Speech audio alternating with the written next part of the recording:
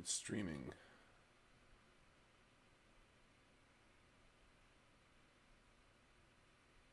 I don't know if I should take a chance doing this doubled over, but there's the stream showing. Let's flip it over to there.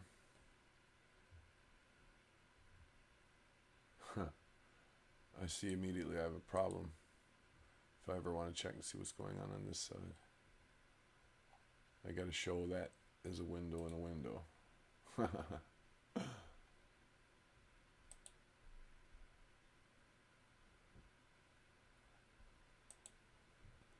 So, welcome to the stream.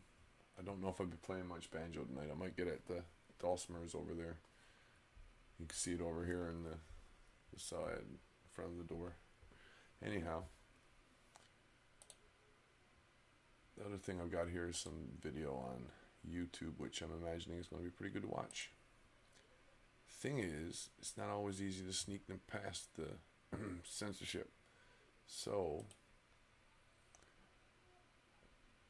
let's go at it this way.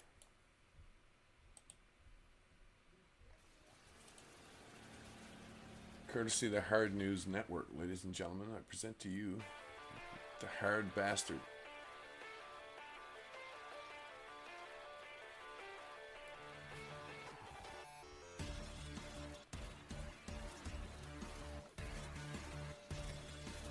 Certainly, I haven't watched this yet either, so we're watching this together. It's not just a reaction video, I guess. It's a little bit of both. Content I find intriguing. And I can like doubly spread. Pirate stream? Not really. So now we're going to get into David Pakman's defense of arming terrorists and apparently suggesting that Donald Trump is doing this for Russia. I've said many times over the last 6 months that if the Donald Trump administration were colluding with Russia, it would look a lot like what we're seeing. He starts trying to ease sanctions on Russia. Where is the evidence that we have had sanctions eased? I mean, what does that mean, trying? I think we're going to have to go Yoda with sanctions. There is, what is the saying? I don't even remember. I shouldn't have done that. I should not have called upon Yoda's name without having the phrase down pat. That is a violation of Star Wars mythos. But, shame for shame. What is it? There is no try, you do. Anyway, you know what I'm talking about. Someone in the chat has it. Do but anyway, or do not. What does that mean? You either eased the sanctions, thus boosting your arguments, or you didn't. That's it. That is it. On day one of his presidency, constant lying from Trump and his associates about meetings and contacts with Russian actors. Quickly. Well, since we're already streaming this, I might as well make it clear that I do indeed like this video. Like, what is a Russian actor? You're using all of these phrases. Can you please outline like which people from the Russian government that anyone in the Trump administration or the Trump campaign had illegal contact with? Could you please show me that? I'd like to see that. I'm not aware of one, but of course I'm open to changing my position. He's taking a dump. McCain is only ever a hero. To the left, when he's shitting on the GOP, hashtag you Maverick see the my stuff ass. in the background coming up. It's over here. Assume the fecal right here. position. The fecal position, I guess, would be if your Oh, position who is flung bullshit, poo. you are taking the fecal position. I like that. Very good. Tries to return 2 seized Russian compounds to Russia.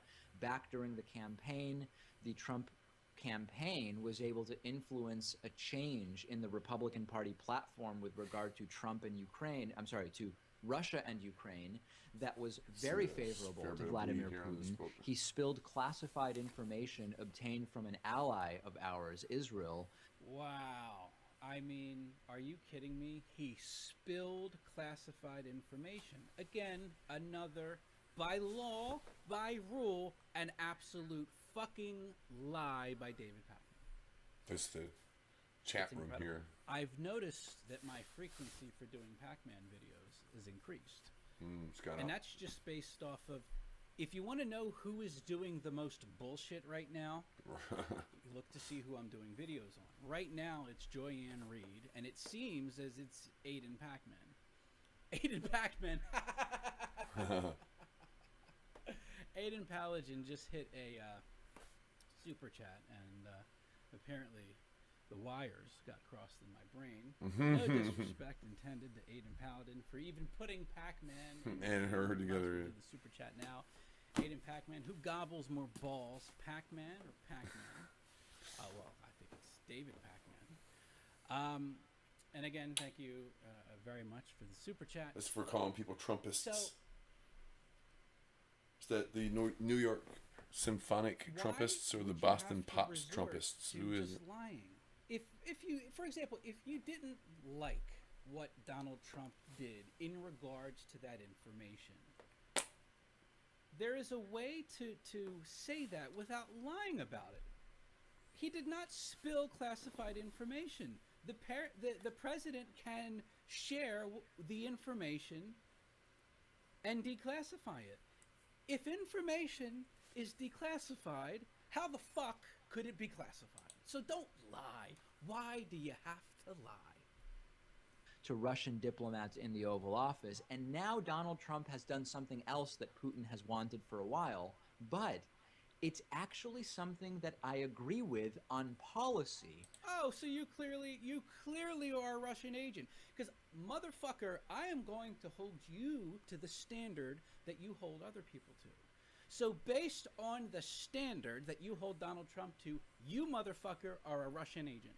You are a Russian agent working for Russia. You are in bed with Russia. Although it exposes the further corruption and sort of puppeteering that is going on. No. You don't get to exempt yourself.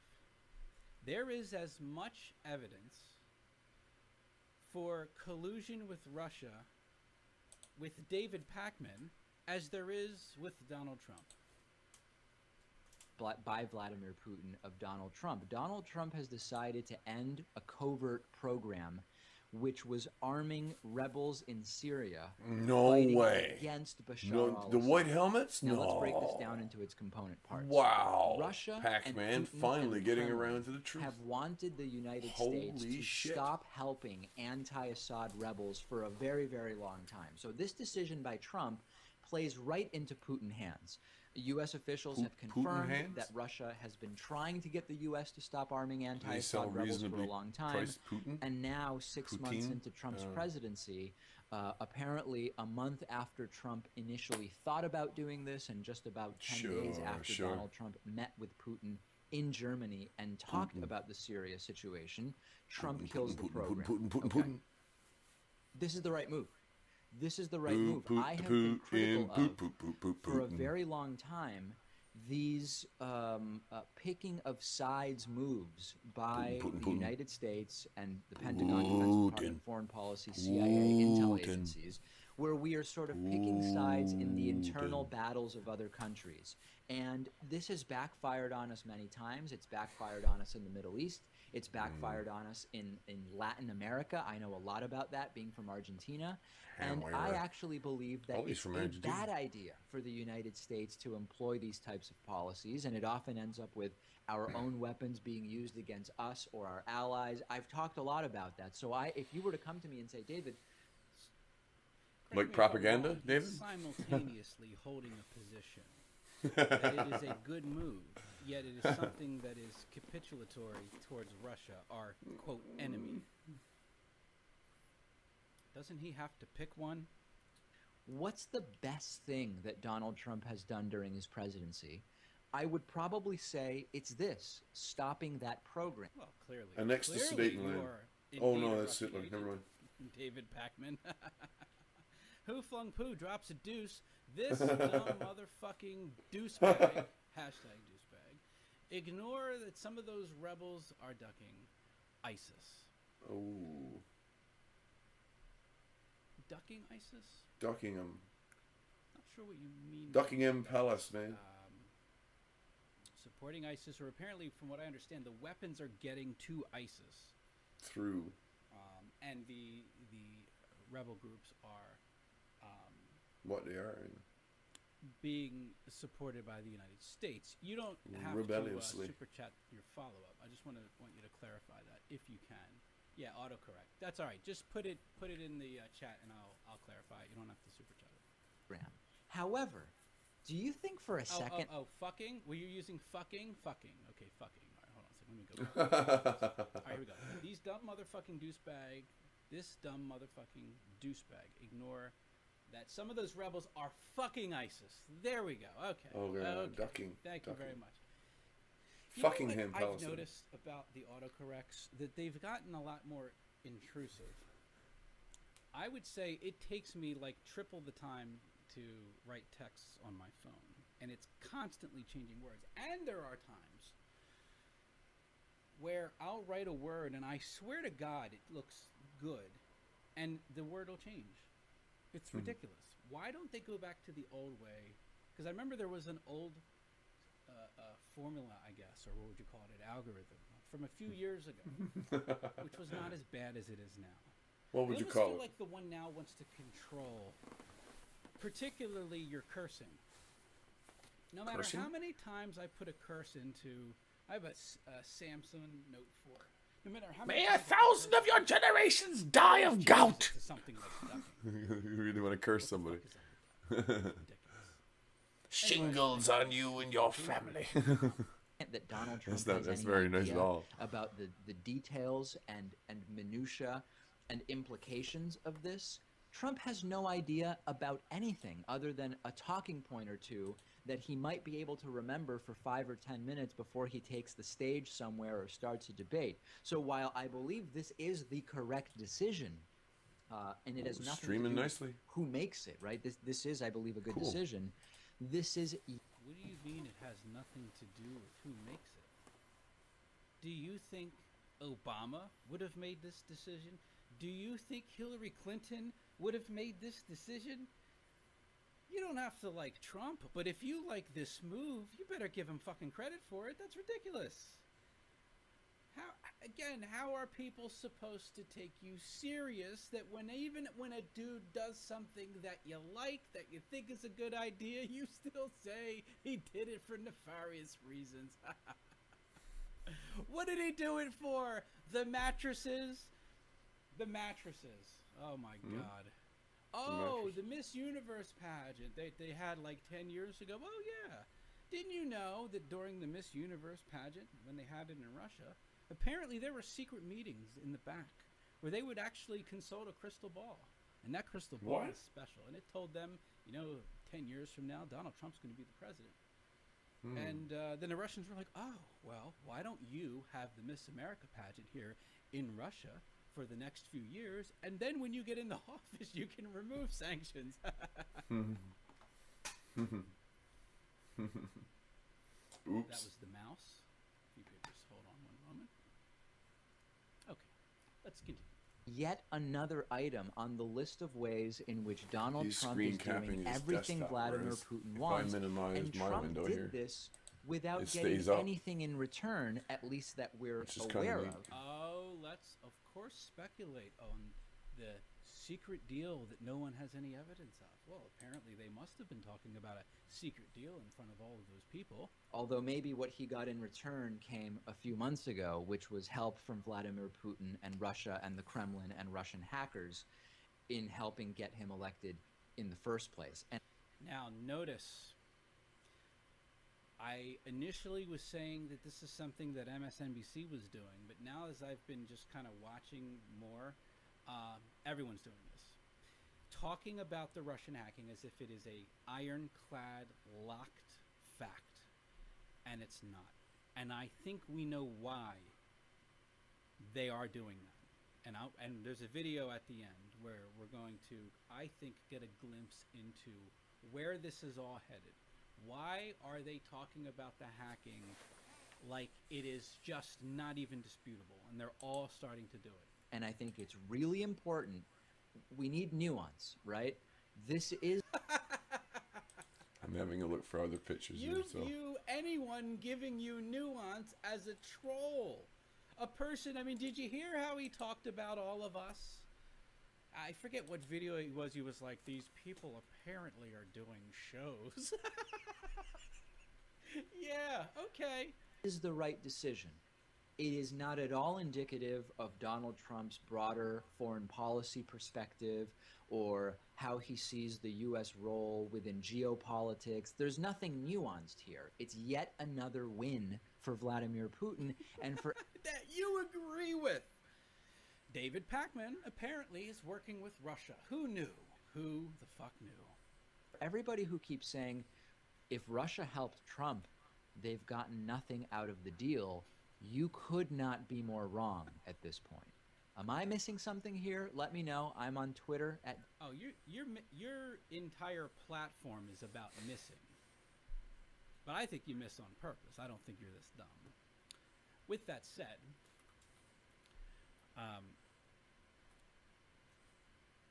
you've and people of your ilk have been making this argument of Donald Trump getting things in return. There hasn't been any. And then the day where you have something where you believe that you could say that he got it in return, it's, aha, see? Do you see? Do you see what happened here? And that's where all of this is headed. They are trying to, listen, if you've established Russian hacking, if you've proven, like, let's understand what would happen if you proved Russian hacking. Let's say there was some evidence that came out that actually proved legitimate manipulation of the election by Russia to get Trump elected. Let's say you could prove that. There is no evidence for that, but let's say there was. It would make a lot of the business dealings that Trump has had with Russia in the past, like the Missed Universe, it would at least, in my view, put them into play to be looked at. Now, you would still have to prove the financial end. You would still have to prove that Trump deliberately made a deal in exchange for Russia doing the hacking. But at least it would at least make that reasonable. So what are they doing in the media now? Mueller is starting to look into the finances. And I just don't think it's a coincidence that all of the media now is referring to the hacking as if it's been established. Because it is way easier to explain why you're going back through Trump's finances if you are perpetrating the lie that the Russian hacking is established. And this isn't just, I mean, you're going to see in the CNN video. This is where I think all of this shit is headed.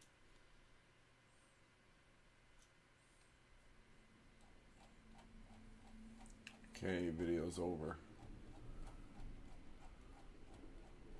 I made the moon rise.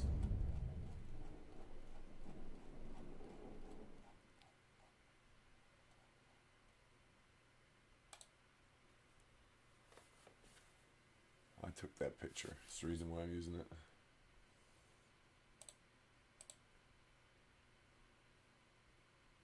So we'll fade back to this other scene while I find another video.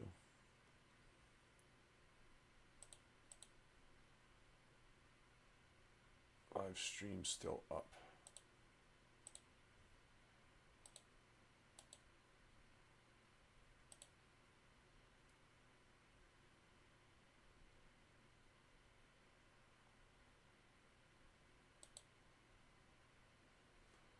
Now going to the Hard Bastard site directly.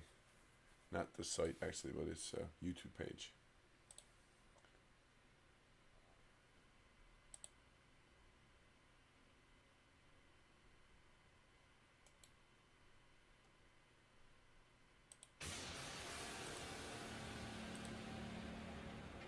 Second video of the evening. Oh, interesting topic, this one. This story is frightening. I give The Intercept credit for it. Glenn Greenwald is pretty good. On Islam, I think he's ridiculous, but on the rest of the shit, I think he's pretty good. What's weird about this was the other person that did this article. This is a very important article. Ryan Grimm. Ryan Grimm is a propagandist that works for the Young Turks. It's very bizarre that Ryan Grimm is part of an article pointing rightfully to how lawmakers are based. You got an extra click out of me there. To outlaw freedom of speech. Just because when we it took comes the damn ad off. Israel. But it's weird when you have Ryan Grimm, a person who has worked against the best interests of America, has worked against the Constitution, has worked against the First Amendment in his propaganda, where he was so I can part choose of a between them story here too. It's kind of that neat. said that the Russian bots were the ones that infiltrated the Bernie Sanders Facebook groups. That's a lie. That is a lie. And that is a lie that is giving fuel to the people who want to regulate the internet or do things to take away our free speech rights and freedom of the press rights. Of course, he's speaking about the United States here. When it comes to the next election, when it comes to bots and all that shit on Twitter.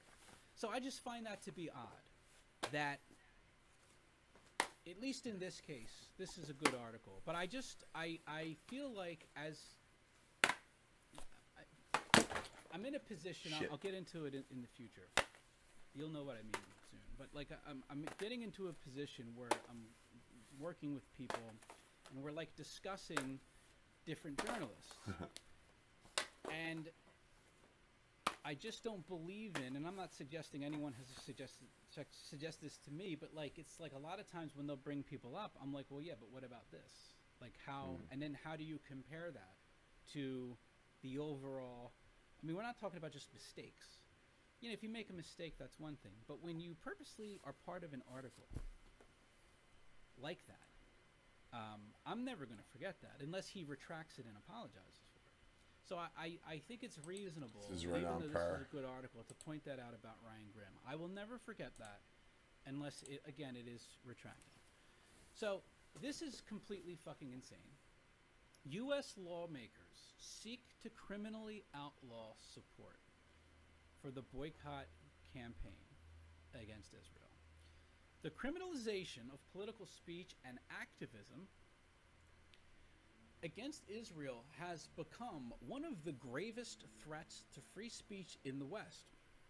In France, activists have been arrested and prosecuted for wearing T-shirts advocating a boycott of Israel. The UK has enacted a series of measures designed to outlaw such activism. In the US, governors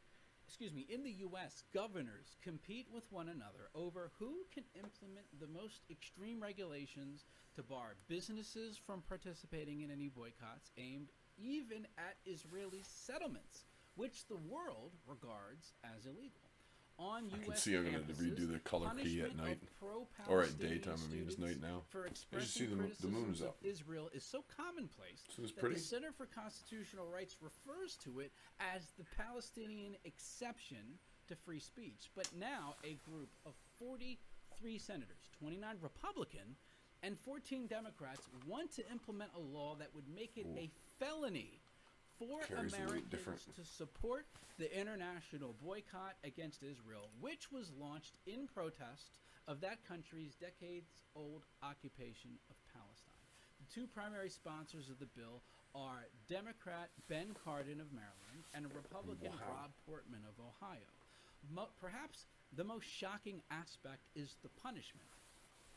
Anyone guilty of violating the prohibitions will face a minimum civil penalty of $250,000 and a maximum criminal penalty of $1 million and 20 fucking years in prison. This is some insane bullshit. The proposed measure, called the Israel Imagine I Anti-Boycott could just Act, cover the was moon up introduced like by this. Cardin on March 23rd. The Jewish Telegraphic Agency reports that the bill was drafted with the assistance of the American Israel Public Affairs Committee. Indeed, AIPAC, in its 2017 lobbying agenda, identified passage of this bill as one of its top lobbying priorities for the year.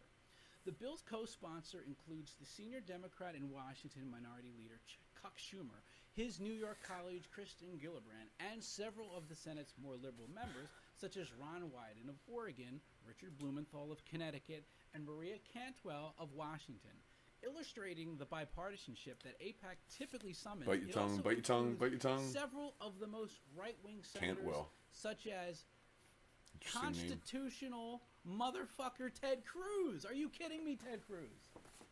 I don't like Ted Cruz, but one thing that I at least thought about Ted Cruz is that he supported fundamental rights like freedom of speech. But apparently Ted Cruz is a fucking fraud. Like I said, I never liked him. This is not like a downfall from some fucking great credibility. But at least the one thing that made him not a complete waste was his diligence in defending free speech, but apparently that's not the case anymore. Also includes Ben Sass of Nebraska and Marco Rubio of Florida. Little Marco. An update on July 20th. Glenn Kaplan, senior advisor to Gillibrand, sends along the following statement. We have a different read of the specific bill language. However, due to the ACLU's concerns, the senator has extended an invitation to them to meet with her and discuss their concerns. A similar measure was introduced in the House on the same date by 2 Republicans and 1 Democrat. It has already amassed 234 co-sponsors, 63 Democrats and 174 Republicans. As in the Senate, AIPAC has assembled an impressive ideology, diversity among supporters, predictably including many of the most right-wing House members, Jason Chaffetz, Liz Cheney, Peter King, along with the second-ranking Democrat in the House, Steny Hoyer. Among the co-sponsors of the bill are several of the politicians who have become political celebrities by positioning themselves as media leaders of the anti-Trump resistance, including 3 California House members who have become heroes to Democrats and staples of the cable news circuit, Ted Lieu, Adam Schiff, and Eric Swalwell.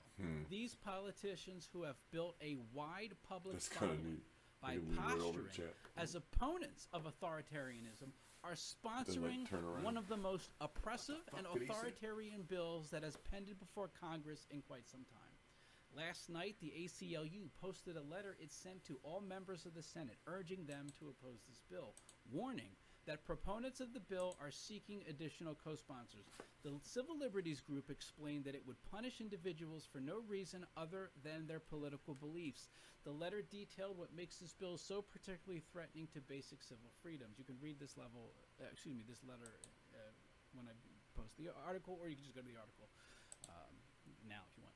It is no small thing for the ACLU to insert itself into this controversy. One of the most traumatic events in the organization's history was when it lost its large numbers of donors and supporters in the late 1990s after it defended the free speech rights of neo-Nazis to march through Skokie, Illinois, a town with a large community of Holocaust survivors. Even the bravest of organizations often steadfastly avoid any controversies relating to Israel. Yet, excuse me. Oh, I'm sorry. What? Shut it down? Oh, sorry. I have to shut it down. Yet here, while appropriately pointing out that the ACLU takes no position for or against the effort to boycott Israel or any foreign country, the group categorically denounces this AIPAC-sponsored proposal for what it is, a bill that seeks only to punish the exercise of constitutional rights. The ACLU has similarly opposed bipartisan efforts at the state level to punish businesses that participate in the boycott, pointing out that boycotts to achieve political goals or a form of expression that the Supreme Court has ruled are protected by the First Amendment's protections of freedom of speech, assembly, and petition, and that such bills place unconstitutional conditions on the exercise of constitutional rights. The bill, now co-sponsored in Congress by far more than half of the House and close to half of the Senate, is far more extreme than those. So what's fascinating about this bill seems so severe that The Intercept has publicly pointed out what the repercussions are of going against the Jewish lobby. Am I reading this wrong? Am I not correct that that's basically what they're saying? That is some brave-ass shit, Glenn Greenwald. And Propaganda Grim. Propaganda. I commend you for that. Nice. Thus far, not a single member of Congress has joined the ACLU in denouncing this bill. The Intercept this morning sent inquiries to numerous non-committed members of the Senate and House who have yet to speak on this bill. We also sent inquiries to several co-sponsors of the bill. We're definitely getting our Periscope shut down today, such as Representative Liu, who have positioned themselves as civil liberty champions and opponents to authoritarianism, asking Congressman Liu last night, the ACLU vehemently denounced the bill that you are co-sponsoring to criminalize support for a boycott of Israel as a grave attack on free speech. Do you have any comment on the ACLU's denunciation? You've been an outspoken champion for civil liberties. How can you reconcile that record with an effort to make it a felony for Americans to engage in activism that protests a foreign government's actions? We're writing about this today. Any statement would be appreciated. It's amazing. This isn't even about American shit. Who the fuck does any country think they are to try to push this shit in America? Right the fuck off. You gotta be kidding me with this shit. This is catching my mouse here, even though it's not actually in the same window. This morning, Lou responded, "Thank you for sharing the letter. The bill has been around since March, and this is the first time." That's why I like it, though. We will look into it. Senator Cantwell told The Intercept she is a strong supporter of free speech rights. No, you're not, bitch. No, you're not. You don't just say it. Just disappears. And we'll be reviewing the bill for First Amendment concerns in light of the ACLU statement. Oh, yeah, I'm sure this is going to really change your mind. Democratic Senator Chris Coons of Delaware, when asked by The Intercept about the ACLU's warning that the bill he is co-sponsoring criminalizes free speech, affirmed his support for the bill by responding, "I continue to support a strong U.S.-Israel relationship, even if it sacrifices free speech in America." Fuck Chris Coons. Fuck Chris Coons. Meanwhile, some co-sponsors seem not to have any idea what they co-sponsored, almost as though they reflexively signed whatever comes from AIPAC, without having any idea what's in it. Huh. Interesting. Oh, no wonder you can hear it. Very, very interesting. Democratic Senator Gary Peters of Michigan, for instance, seemed genuinely bewildered when he was told of ACLU's letter saying, "What's the act? You'll have to get back to me on that." A similar exchange took place with another co-sponsor, one of AIPAC's most reliable allies, Democratic Senator Bob Menendez of New Jersey, who said, "I'd want to read it. I really have to look at it." Senator Claire McCaskill, a co-sponsor, said she hadn't seen the ACLU letter but would give it a look. "I certainly will take their position into consideration as I gut the First Amendment rights of all Americans." Oh, excuse me. Just like I take anyone's position into consideration, she said. Gillibrand, the only senator of the 2020 presidential mix to co-sponsor the bill, told The Intercept she would have a statement to provide, which we'll add as soon as it's provided.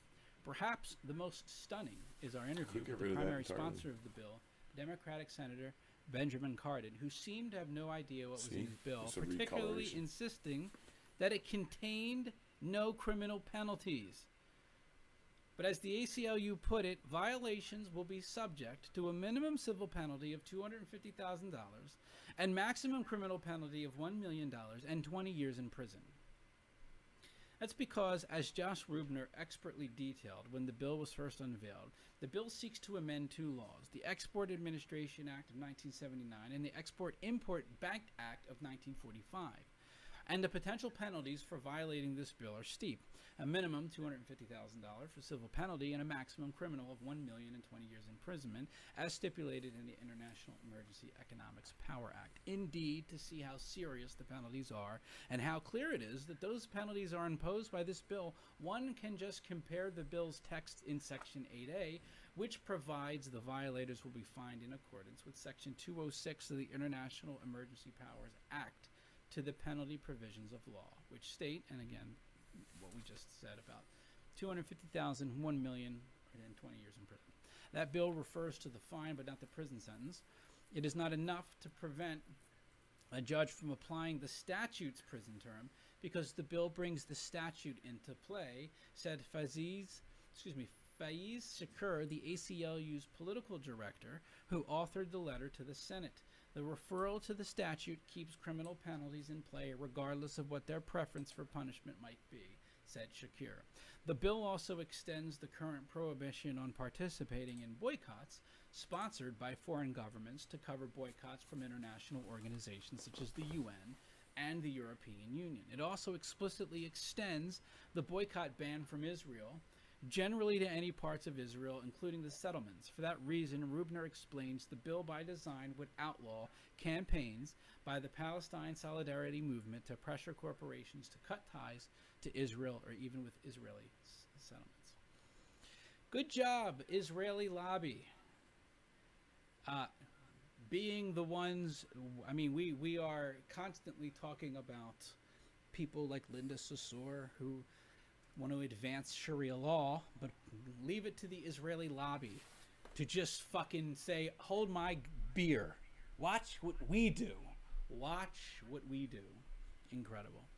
This pernicious bill highlights many vital, yet typically ignored dynamics in Washington. First, journalists love to lament the lack of bipartisanship in Washington. Yet the very mention of the word Israel, I am telling you, there is going to be a campaign against either Glenn Greenwald or The Intercept after this article. I cannot imagine you can get away with this. There's no fucking way. There is no way you're getting away with this. It's all true. I mean, this is the thing. Everything here is fucking true. But you don't talk about this shit, baby. Arthur Brogdon, sick the DOJ on the BDS care, Hamas ties, and funding, not the First Amendment. Exactly. It's all, I mean, isn't this crazy? You're putting me in the position to defend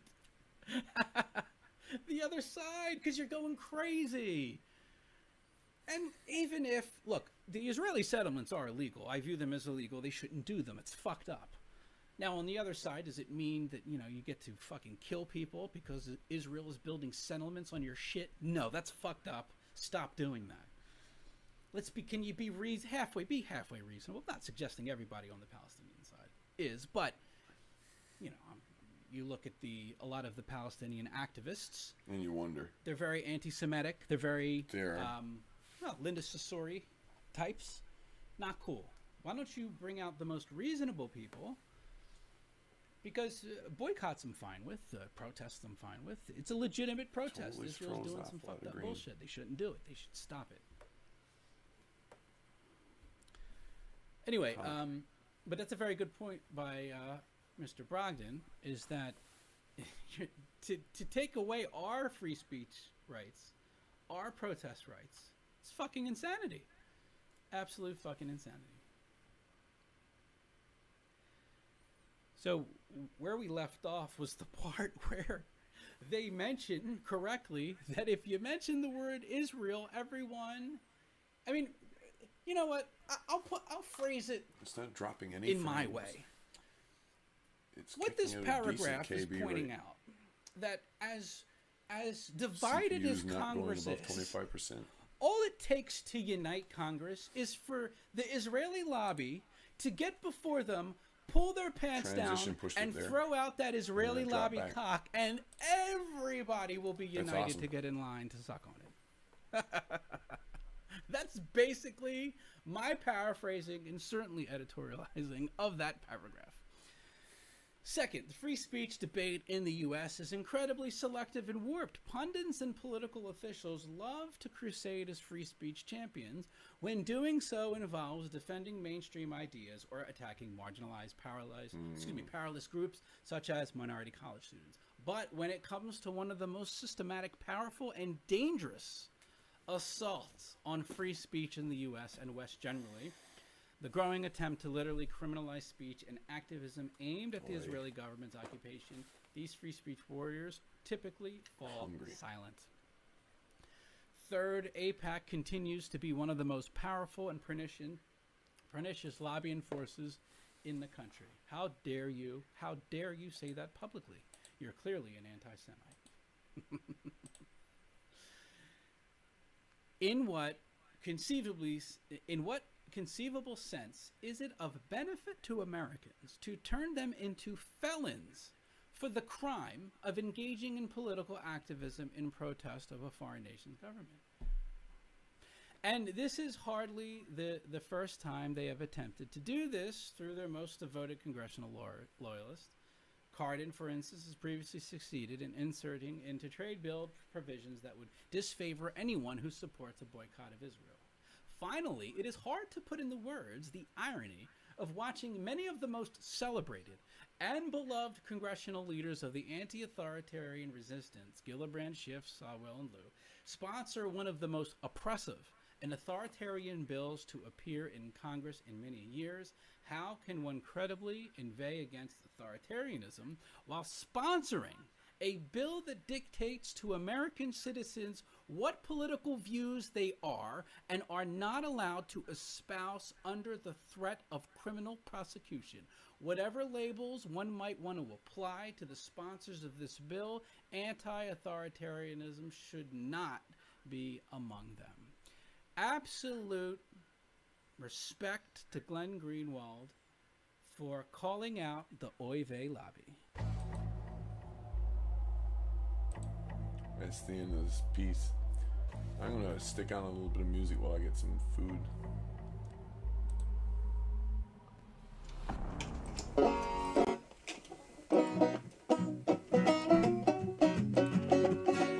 playing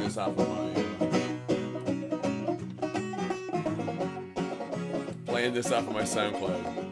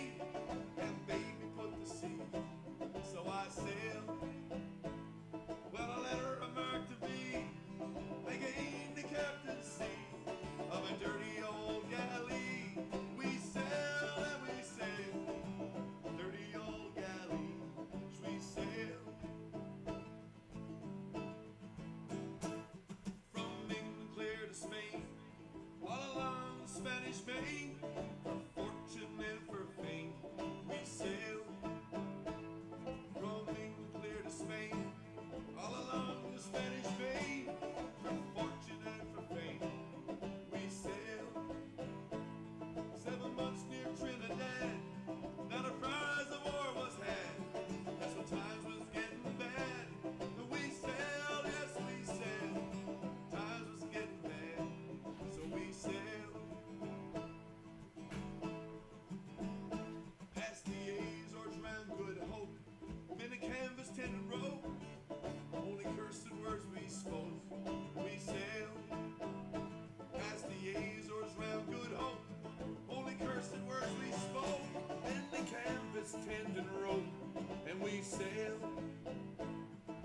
chance to chill a jack with a bucket, what a thwack.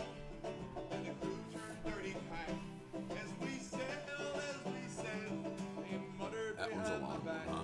as we sail.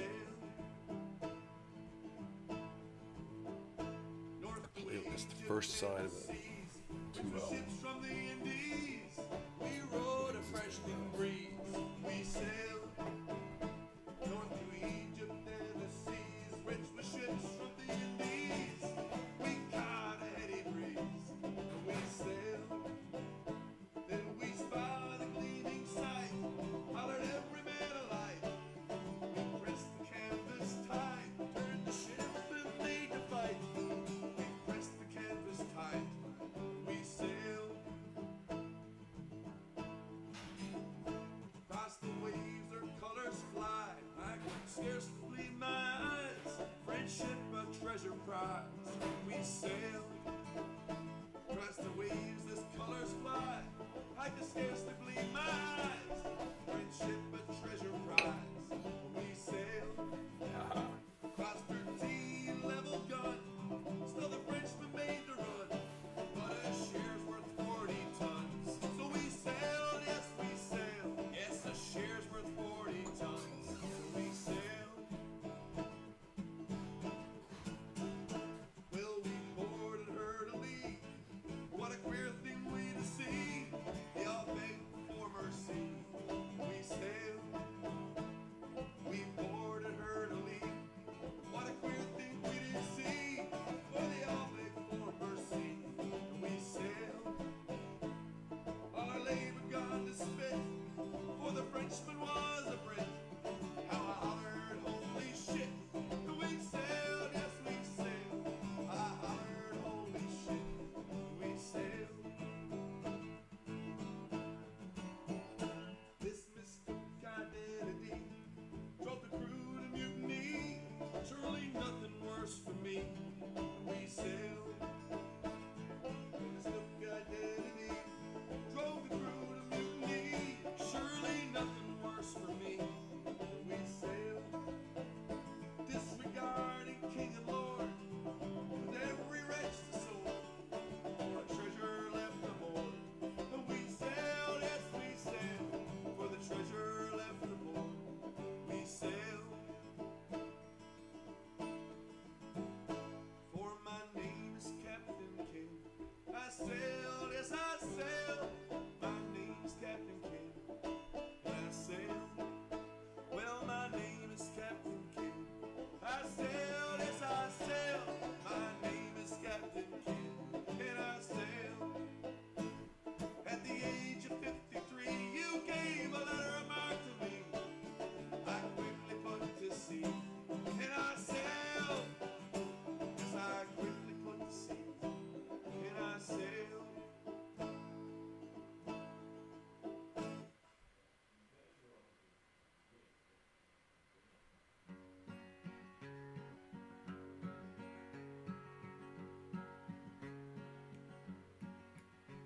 First one I took to the trade, it was all covers I played.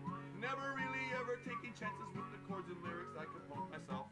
Until I came to see was better than poverty. And all the witty writers of postmodern ditties left extent could surely use the help. Let's look at the players quickly satirize. Power up, flower, and super stop, pulverize. All the time it is gripping, they left my whole heart. Balla balla rum, balla balla rum, balla balla rum. Now I'm in fear. Balla balla G, wheels are falling free, whirling round the globe in 90 minutes like the unit clicks above the peak below. Labeled an MFP, I'm in telemetry, chatting back and forth a nifty headset, so and singing Roger Riley every time. Raj, one day think of this Soyuz pack, couple it up with a low talk, tuna chat. One in a loon and I'll give you a balla balla balla balla balla rum, balla balla Hey. balla balla rum, balla balla rum, balla balla rum. Soil, And toil. the vacuum isn't very purring, so it still is really not that hard to do. They liquor of every kind, sweetest of all moonshine. Nothing else to do aside to have it tight to shut the soup. Balla balla root.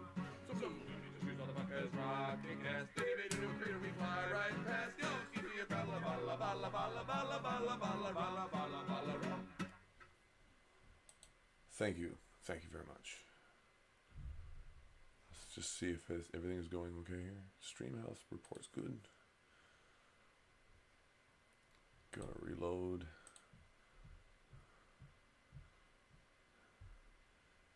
Of course, the updates aren't coming in too hot and heavy here yet.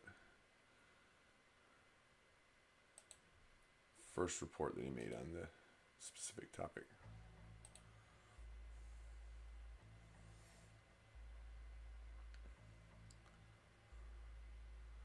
Turn up the audio again. Yes. The other day I was talking about the decision that the Trump administration made for no longer engaging in a policy that was fucking insane, which was arming terrorists. They call them moderate rebels, the corporate media, the warmongers, the neocons. They call them moderate rebels, where they're actually terrorists. Moderate rebels. People were calling, you don't have to be a prophet to know what the fallout was going to be. So I'm going to just go over a brief article about it, and then we're going to look into the corporate media fallout. Of course, I think you know where this is headed. No longer arming moderate Syrian rebels is good for America. The Trump administration is reportedly ceasing the CIA's support of Syrian rebels fighting against the Bashar al-Assad regime. That proposal did not sit well with Washington's foreign policy He's going to be busy all establishment. weekend. In multiple tweets, South Carolina Senator Lindsey Graham, a well-known hawk, said the move would be a complete capitulation to Assad, Russia, and Iran. Oh, good And anonymous, it's funny, you don't give a fuck about any sort of capitulation or collusion with ISIS, with Al-Qaeda. You don't give a shit about that. Isn't that weird? An anonymous government official told the Washington Post, which broke the news Wednesday, said the cession of funds would announce Putin won in Syria. The Washington Post itself characterized the idea in its report as an abdication to the Kremlin that holds no promising benefit for America's national interests. There was much speculation that this change in policy was brought about by the previous undisclosed second meeting President Trump had with Russian President Vladimir Putin at the G20 summit. Those of us who were here yesterday, or in your own research, you've discovered that this was actually a dinner conversation in front of 100 people, and not a secret meeting that the president went to without backup all by himself. Complete bullshit. The implication of that claim is that there was something nefarious in that deal that served Putin's interests to build an evil empire. The reaction from pundits and think tankers was sharply different to how they reacted to Trump launching a missile strike avoid in some of his April problems on against YouTube by an doing that Assad-controlled airbase for a short while. in retaliation for a purported chemical weapons attack. As CNN host Fareed Zakaria put it, Donald Trump became president And we got an when ad he too. attacked Assad. Nobody from the foreign policy blob is now reiterating that Ah, sentiment right. after Those are the words Wednesday. that got us ads. Instead, we now get doom and gloom about how we hurt our interests by capitulating to Russia and Iran. I can't wait, because, you know, they're like a day behind. I can't wait to see, unless I've missed it, how the Young Turks navigate this one. Because you have, like, TYT politics, which is more progressive, although if there was any doubt about TYT, what we have in a little bit, I don't want to get crazy, but I do believe it is the worst Young Turks video I've ever seen. I know that sounds crazy. I would challenge you to find one that's worse. It could be the worst. I mean, there is quite a large body of work for bad videos from the Young Turks, but this one may be good. Larry Lyons with the super chat of the devil, 666. Deep State just took a big cut in pay. Let's break the bank. Absolutely. I would agree with you, sir. In reality, Trump pulling back aid for these rebels serves our national interests. For one, how has America's support for these rebels benefited us over the past 6 years? Assad is still in power, and nearly all of the rebels have become hardened Islamists in the ensuing wars. The moderate Syrian rebel meme is no longer credible when the strongest opposition to the Assad regime at the moment are Salafists who wish to impose Sharia law and align with the al-Qaeda-backed group formerly known as Jabhat al-Nusra. It's now bigger and rebranded itself as Tahrir al-Sham in order to get off the U.S.'s terrorist. While many in America, the media, want to still pretend we're backing armed hipsters who hope to bring the glory of liberal democracy to Syria. That's just so fucking preposterous. We're actually helping out Sunni extremists who are just as guilty of horrific atrocities as the Assad. Because it's hipsters that do the fundraising over here for these in Canada. Salafists, if they gain power, would be in many ways worse than the present government. Say goodbye to protections for Christians and other religious minorities. Say hello to another Sunni theocracy that gives aid to terrorists. Additionally, a significant number of the weapons we have given to the rebels under the CIA program have made their way to ISIS.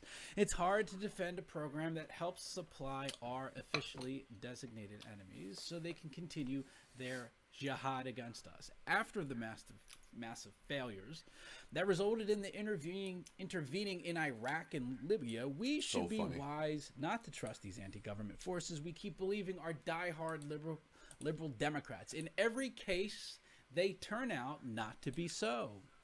Libya is presently a failed state dominated by cruel warlords and Islamic fanatics. How is that an improvement from the Gaddafi regime? The same situation would likely arise in Syria if Assad falls. How does it serve American interests to have a failed state full of jihadis in the heart of the Middle East? The Trump administration's move indicates that our government is beginning to learn lessons from the foreign policy failures of the last 20 years and shows a policy that places our national interests over that of the foreign policy blobs. There is no point in America picking a side where both warring parties are equally as bad, and the rebels we support may turn out to be far worse than the government we see as evil. It's too late to turn back the clock and undo the error of the Libyan intervention, but we can take those lessons and work towards a solution to the Syrian civil war that works to our interest. One of the first steps is that process. In that process is discarding the delusion 60 seconds that there are any moderate Syrian rebels to support. Very reasonable position, but of course the media is acting as if Donald Trump did this in exchange for some mattresses and a business deal that they did at some point in the past. It's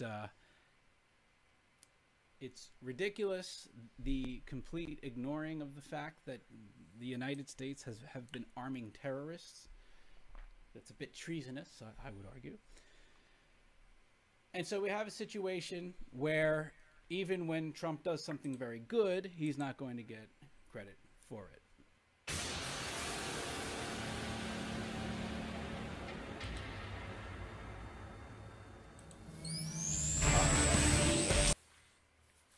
Right back to the actual YouTube page here now. It's showing that I've got a live stream up. Pretty cool.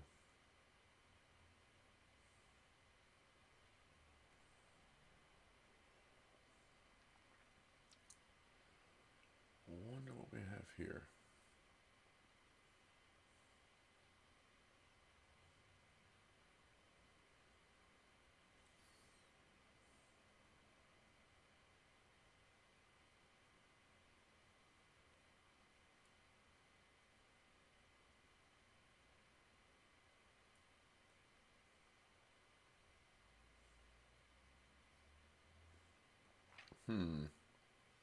Doesn't seem to be much on the go here.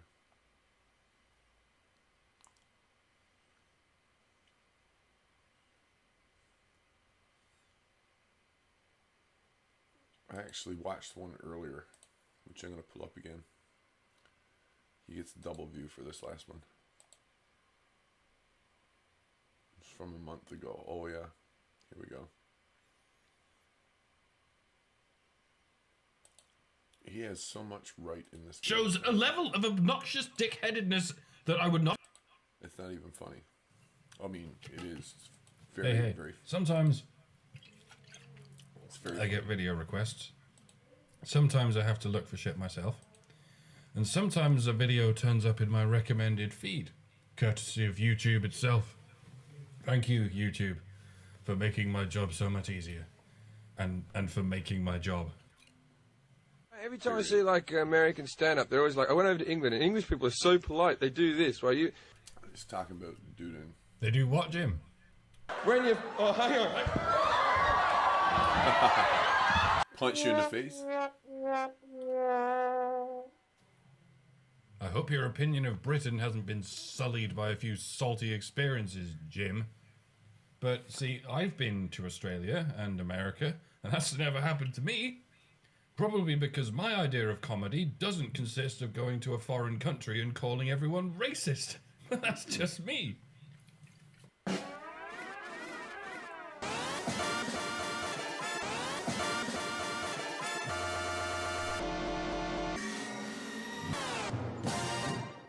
You people are the politest people in the world. He's talking about Americans now. That's who he's calling the politest people in the world. It might be a coincidence that he's in America talking to Americans. Oh yeah, maybe he's just picked up a few pointers from Donald Trump, eh?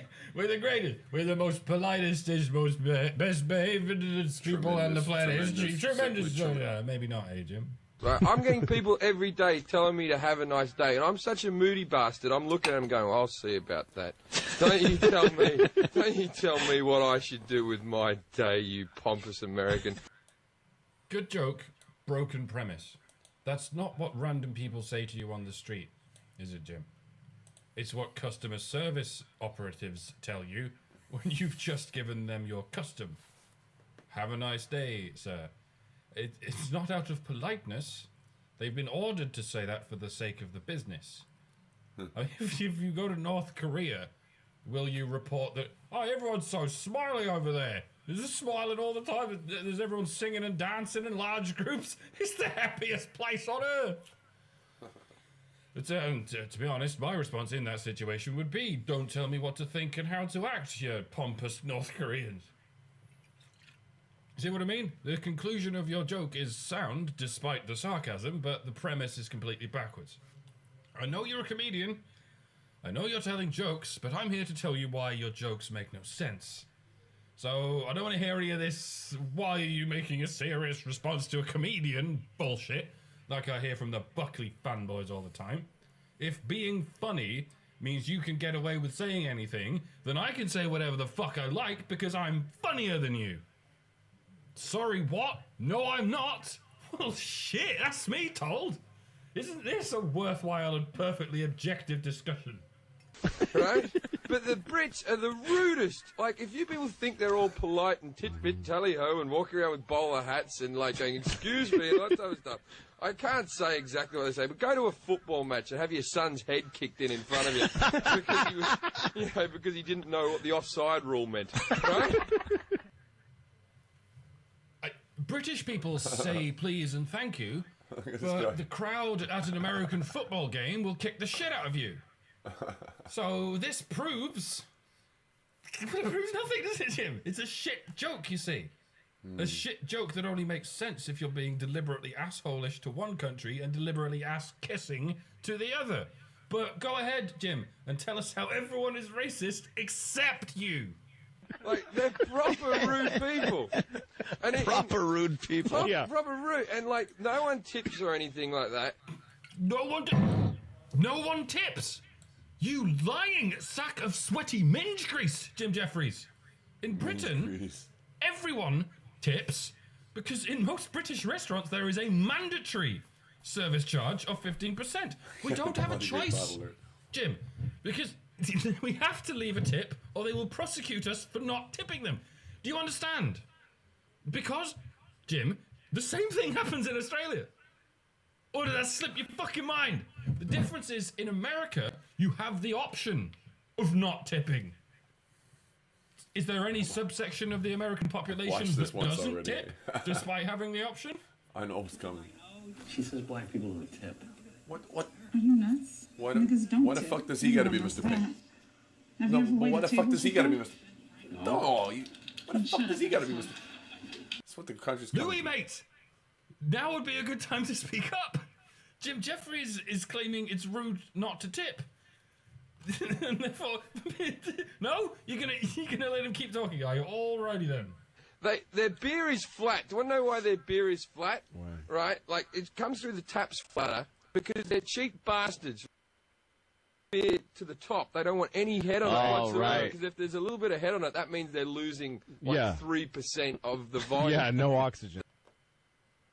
The reason we have the option This is really cool. No, of just flat, muted the- warm beer in Britain is because our No country bleed is, get Imagine this, that would make YouTube's job older easier. than the refrigerator. Did I just blow your minds, you entitled, pampered colonial scum? Because it is For the important. thousands of years in which we've been drinking beer, the most advanced emergent cooling technology has consisted of keeping things in an underground cave. So we're accustomed to drinking our sorrow-drowning juice without going, wow, my beer is 2 degrees short of the exact temperature I need it to be before I can bear it. Yeah, and we can lie down on 6 mattresses and a pee without getting a ruptured vagina full of sand, you bunch of goddamn snowflakes! They don't like. Yeah. They don't like ice because that once again you don't get as Watering much down the drink. pipes. We do have ice, Jim. We just don't put it in beer. What the even fuck, please? Thing. And because their teeth are so rotten, they're sensitive that they can't even drink it back. Sensitive teeth. They really nice do. warm liquid. I very rarely say this, but citation needed. Let's look at Fig 1, shall we? What you're looking at here is the World Health Organization's DMFT index for each country. In the green countries, the average 12-year-old has fewer than 1.2 decayed, missing, or filled teeth. In the blue countries, they have between 1.2 and 2.6.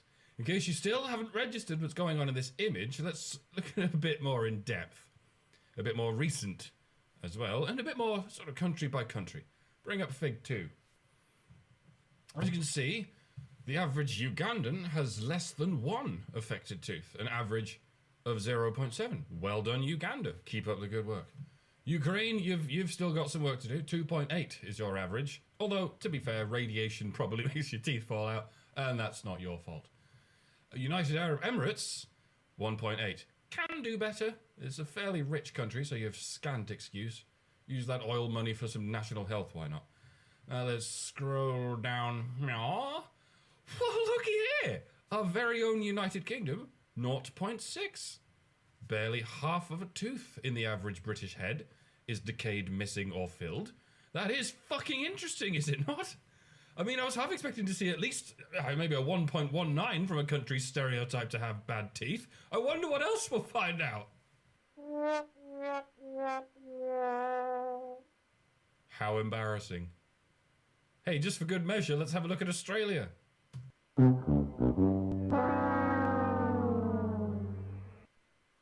Eat it, Australia, and eat it, America. And when you're finished eating it, how about you brush your fucking teeth? They're a horrible mongrel Yeah. breed.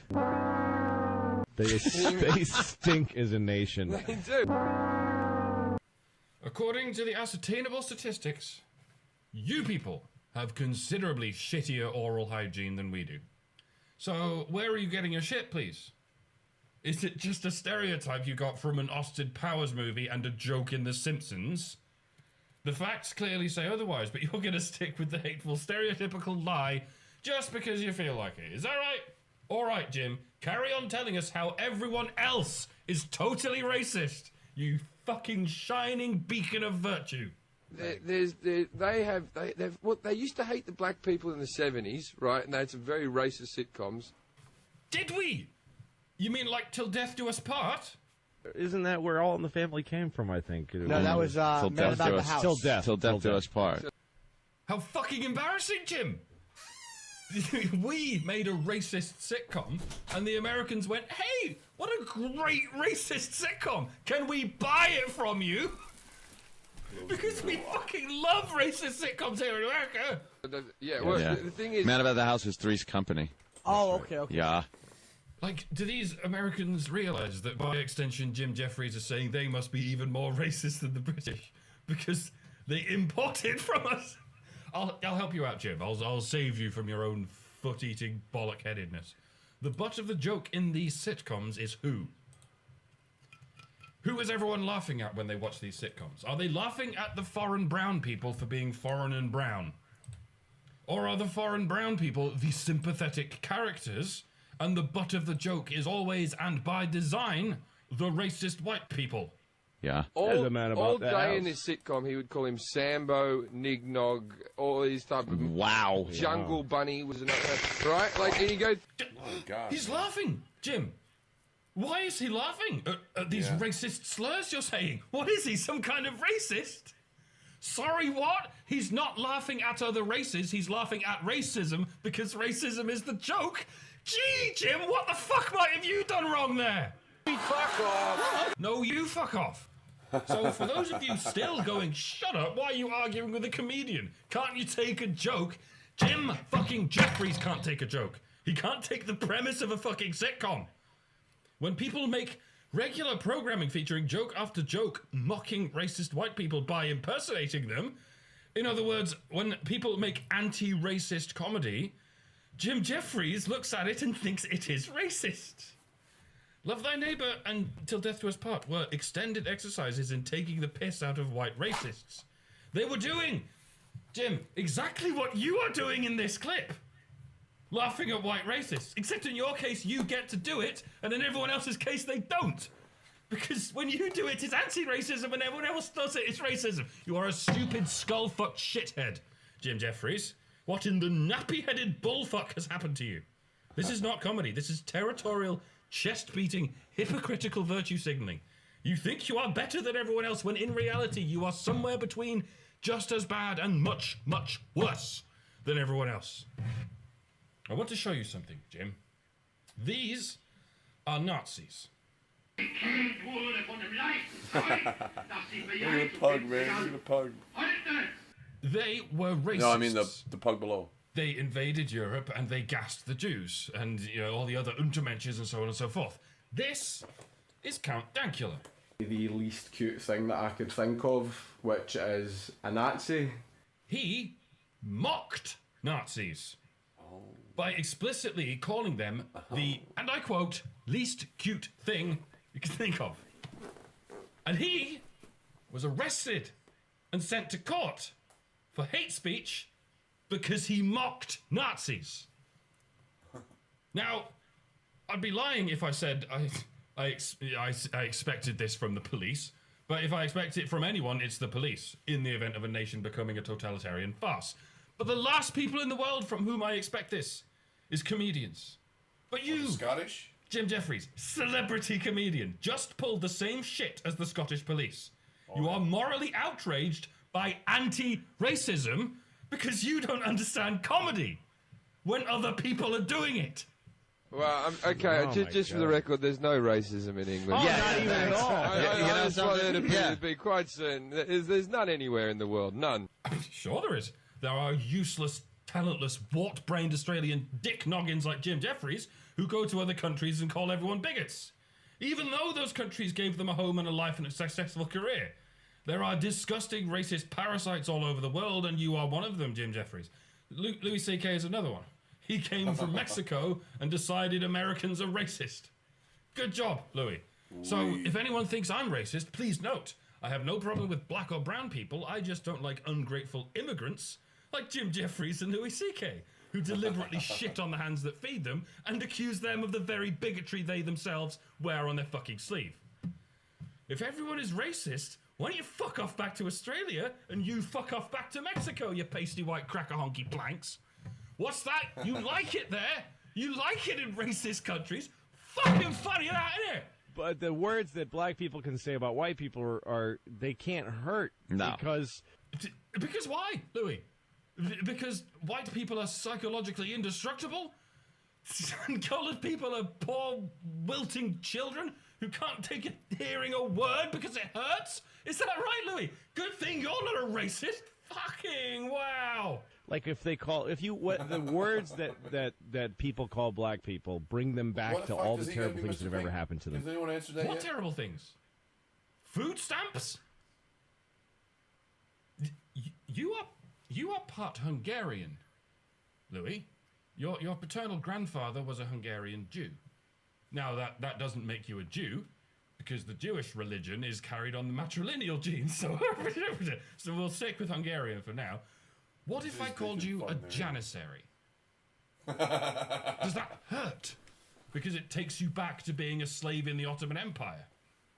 No? Is that because it was over a century ago and it didn't happen to you? Right. Well, kindly don't impose patronizing, stultifying victim mentality on other races when you are not willing to impose it on yourself, you fucking racist. That's why they hurt so much. But you call me a cracker, and it brings me as I'm like, oh yeah, well, I owned a lot of land and people. No, you didn't, Louis. You didn't own slaves. Nobody alive in America has ever been a slave. It's not the past. It is the present. Stop fucking lying. And, where does the word cracker come from? Where does that come from? It's something that you call somebody. It means crack of the whip. Oh, fucking God, no, it doesn't. You stupid, oblivious pissant. It's from the Gaelic word crack. C-R-A-I-C, meaning joke or good time. Cracker is a pejorative word for Irish, wait for it, slaves. Louis, Irish slaves. Who gives a fuck about Irish slaves, right? They were the wrong colour, so bollocks to them. Again, I'm so fucking relieved that you're not a racist, Louis. So it's like, it doesn't really make it's not like you're taking a person down like, cracker. Yeah, well, that's a white suit, some lemonade. Where's honky a mint julep? A mint julep. You called me a nigger? Well, that just means I'm an African king. What? I'm this gold-clad hereditary dictator who sells poor people to other countries? Oh, thanks very much. How the fuck have you got away with this for so long? What about honky? Is honky, what is that one? I don't know how honky. It's just a dumb word. Some people say it's because of the way that white Americans talk. Kind of nasally, honk. Yeah. Okay. That would make sense. I don't think there's one white person that has been offended by that word. You're right, actually. There's nothing racist about voices. I'm glad this came up because this is some shit people still can't get their heads around. This is why I wanted Nobody the video on tonight. gets their voice or their language or their accent from their race. Thank you. If an African child, a European child, and an Asian child all grow up in America, surrounded by nothing but American accents, they will all develop exactly the same American accent. Goddamn because right. accents, languages, and inflections are 100% cultural, 0% genetic. It's undeniably obvious when you bother to think about it. This is going to blow the minds of even the most level-headed anti-SJWs among us. But when I do this, ching chong wah, ting ping wong wah, I am not being racist. It refers to a language and accent spoken by white people, black people, brown people, and Asian people within the geographical area known as China. It is culturally insensitive, but it is in no way racist. If you think it is, it's because you like calling people racist when they categorically are not, and you like calling people racist because you see race as an issue when race is not an issue. And that is called being racist. Own your shit, please, and get out of my face. My point is, they used to in the 70s, they used to have a problem with black people. No, we didn't. We had a problem with racists, of which there were vanishingly few, thanks to the anti-racist comedy we've been committed to producing since time immemorial, you stupid cunt. We were almost bombed into the dark ages by massive racists. We have learned our lessons, unlike you bastards. By that I mean the rich, arrogant cunts in America and Australia. Not Americans and Australians in general. In general, you guys are cool. Don't let these out-of-touch toffs call you racist. And then in the 80s, it became they had problems with the Indians and the Pakistanis was the big problem that they had, and they united about that. We have never had a problem with Indians. Most Indians are Hindus. Do you see where I'm going with this? And then it was like after September the 11th, they had problems with Arab people. Okay, you really don't see where I'm going with this. You're a fucking moron, Jeffries. If the attackers were committing these serial mass murders while chanting Arabia Hu Akbar, then we would have a problem with Arabs. Who or what do we have a problem with? And now, since the EU has opened up, they hate the Polish people. What? Because the Polish people will do a kitchen for you for half the price. Actually, Jim, at this point, we rather admire the Polish. A lot of us are thinking the Polish have the right idea about a few things. Because in Poland, they aren't getting routinely murdered in the street by certain people. Which people, Jim?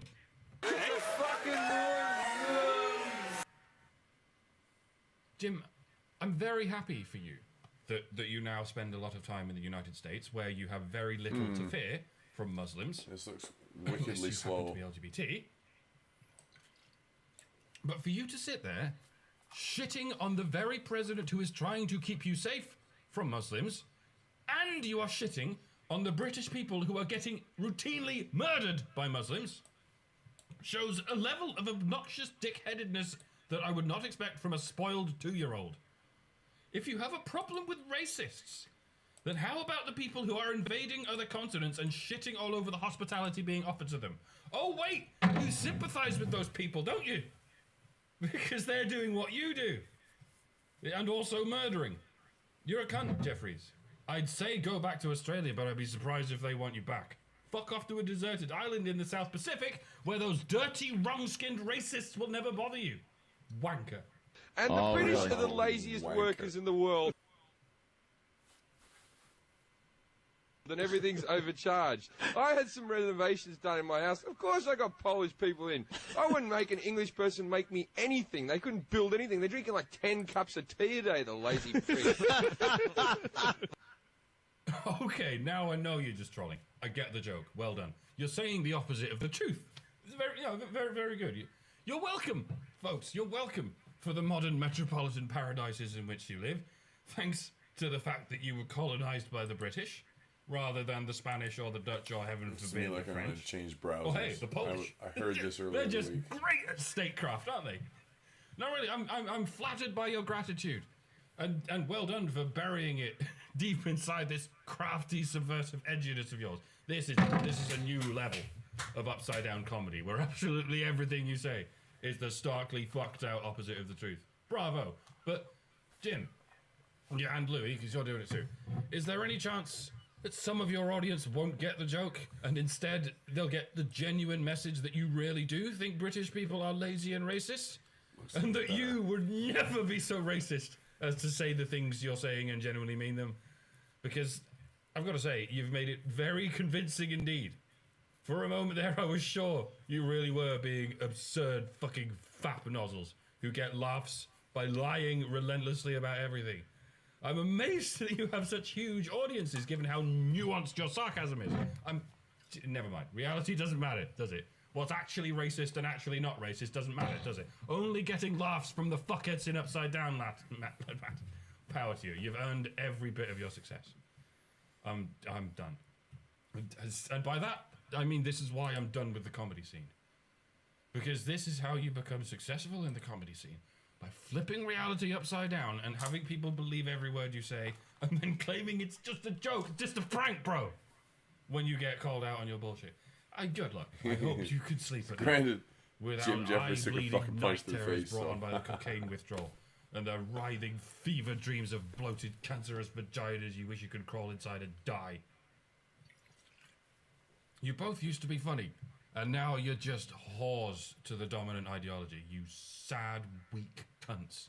Enjoy your 30 pieces of silver, why don't you? Thank you very much for having me, Australia. This is my last night here. This is a beautiful country. And the most beautiful thing about it is its people. The least beautiful thing about it is its media. Exactly the same thing could be said for America, yeah, and Britain, wherein I will see you very soon. VidCon begins in a couple of days. I will be there with my badges, and we will have a great time with the beautiful... He's not a scout, he means badgers. And we will laugh Honey and Badger point Radio. at the glimmering shit stains in your establishment media. Watch all of the spaces. Goodbye. And fuck the right-coloured people. You wouldn't want to be racist! Ends with a joke.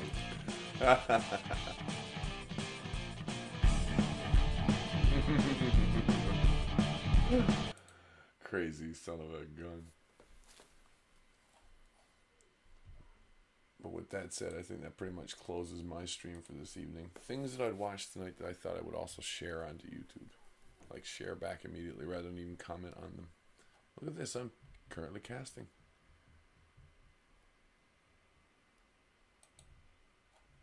This thing pisses me off. Let's close it.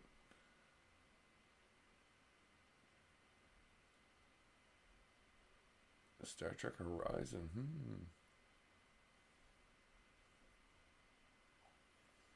I kind of wonder, is there anything from Styx up this evening? If there's a video from Styx, we might just see one video. But I don't think he's posted anything in a while now. So I think with that, we're going to call this an evening. Thank you for watching. If you like what you saw, you want to hear other things similar to it, but probably from my point of view rather than someone else's, then by all means subscribe and leave a comment below. Thanks for watching.